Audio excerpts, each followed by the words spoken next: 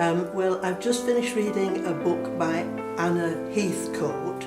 She's a Methodist minister who has suffered very, very badly from depression, and throughout it all she's had such insight, and she's written this book of meditations, really, meditations for time of struggle, and I've just found it so helpful.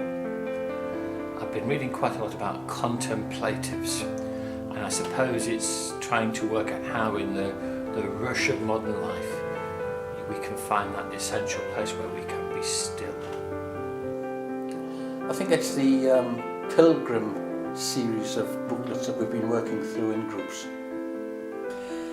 I'm actually reading a book at the moment about Henry VIII and Catherine of Aragon, and she's really focused on her faith and a total and absolute trust in the will of God in what she's doing, and that really made me think about how much it's easy for me to just accept the things that happen in my life, and whether I can just accept how easy it is to just accept that the things that happen in my life are the will of God, even if they're not the things that I really want to happen.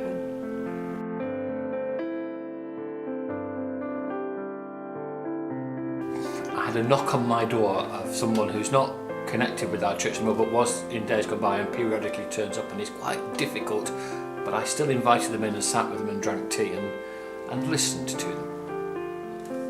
Well, increasingly most of my friends are now housebound or in nursing homes, so I receive hospitality from them. So when I go and see them, they're always pleased. If I interpret that in its broadest sense, then my office at school is a very hospitable place, and all sorts of people come in there to discuss all sorts of things, both work and personal, and just to find a place to talk and to find a listening ear, and I always try to provide that. Well, I've given lifts to 2 people.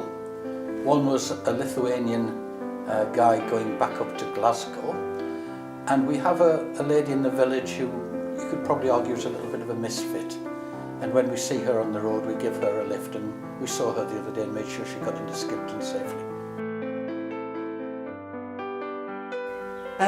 Well, I hope that actions speak louder than words, but for instance, I would try and put a Christian perspective on a book I've been reading for the Reader's Circle, to try and express something of my faith. Yesterday at the Indoor Bowls Club. That was this morning with one of our district local preachers in training. But I talk quite a lot about faith at work. Colleagues know what I believe, and I think that's why they come into the office to talk about all the things that are stressing and worrying them. And quite a few of them come in and ask me to pray for them, so that gives me an opportunity to talk